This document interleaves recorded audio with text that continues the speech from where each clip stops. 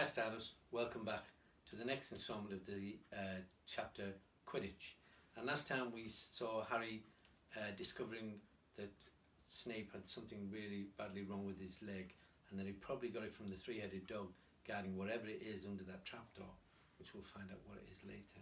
So let's carry on and find out a little bit. And so we're going to the Quidditch match. The next morning dawned very bright and cold. The great hall was full of the delicious smell of fried sausages and the cheerful chatter of everyone looking forward to a good Quidditch match. "You've got to eat some breakfast." "I don't want anything." "Just a bit of toast," wheedled Hermione. "I'm not hungry." Harry felt terrible.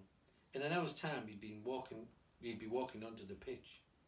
"Harry, you need your strength," said Seamus Finnegan. "Seekers are always the ones who get nobbled by the other team." "Thanks, Seamus," said Harry, watching Seamus pile ketchup on his sausages. By 11 o'clock, the whole school seemed to be out in the stands around the Quidditch pitch. Many students had binoculars. The seats might be raised high in the air, but it was still difficult to see what was going on sometimes. Ron and Hermione joined Neville, Seamus and Dean, the West Ham fans, up on the top row. As a surprise for Harry, they'd painted a large banner on one of the sheets Scabbers had ruined.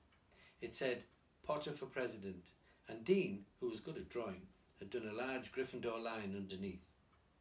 Then Hermione had performed a tricky little charm so that the paint flashed different colours. Meanwhile, in the changing rooms, Harry and the rest of the team were changing into their scarlet Quidditch robes.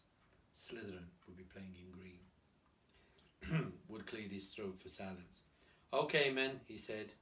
"And women," said Chaser Angelina Johnson. "And women," Wood agreed. "This is it."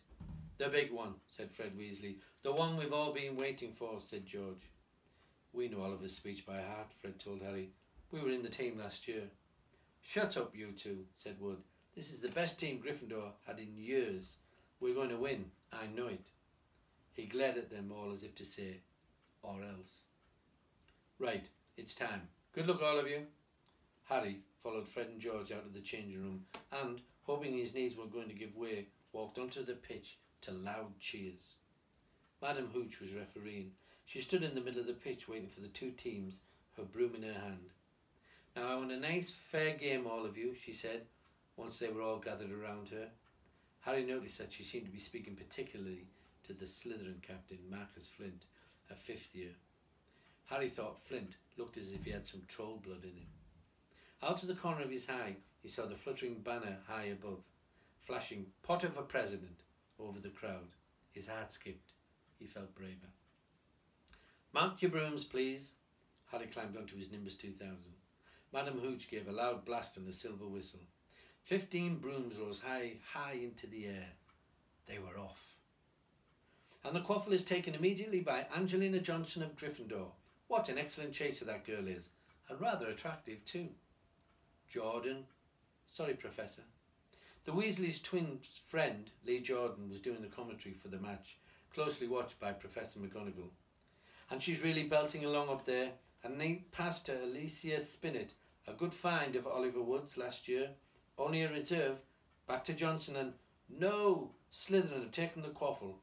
Slytherin captain Marcus Flint gains the quaffle, and off he goes. Flint, flying like an eagle up there. He's going to score! No! Stopped by an excellent move by Gryffindor keeper Wood, and Gryffindor take the quaffle. That's Chaser Katie Belford of Gryffindor there. Nice dive around Flint. Off up the field and... Ouch! That must have hurt.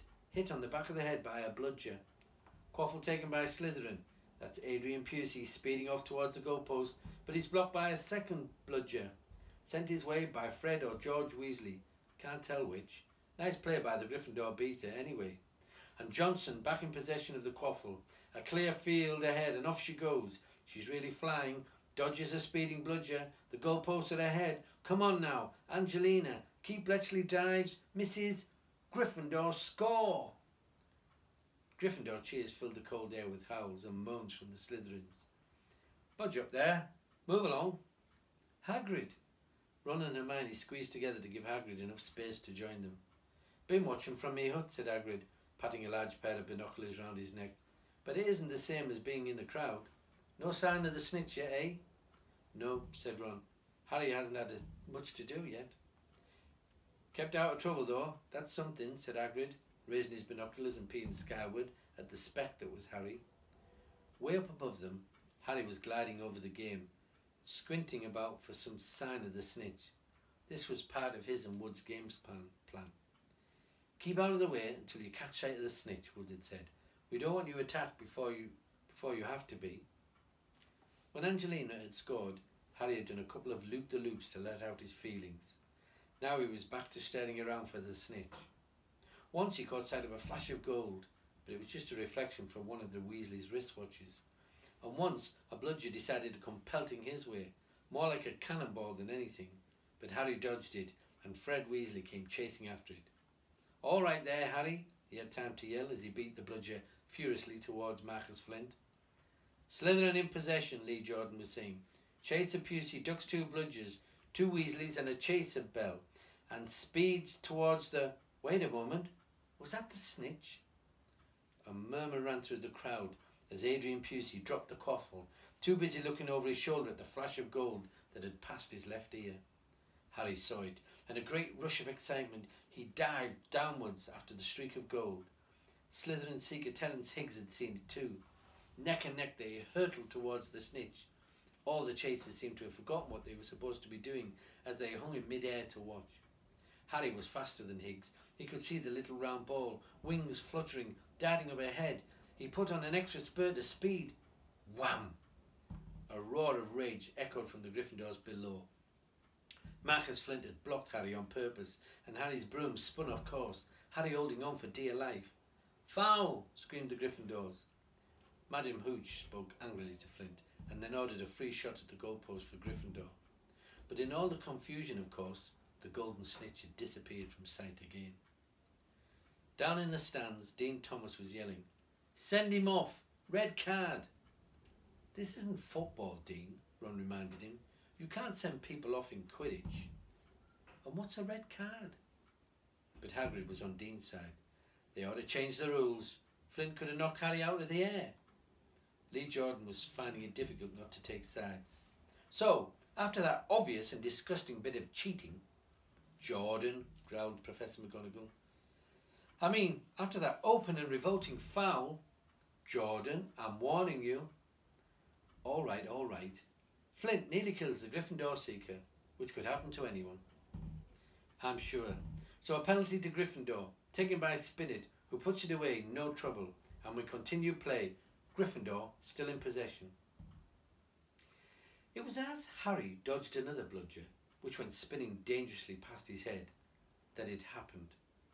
His broom gave a sudden, frightening lurch. For a split second he thought he was going to fall. He gripped the broom tightly with both his hands and knees. He'd never felt anything like that. And that's where we're going to leave Harry at this moment, holding on for grim life of his broom as it's been lurching around violently for no reason at all that he can tell. And we'll find out what happens next in the next part of this chapter.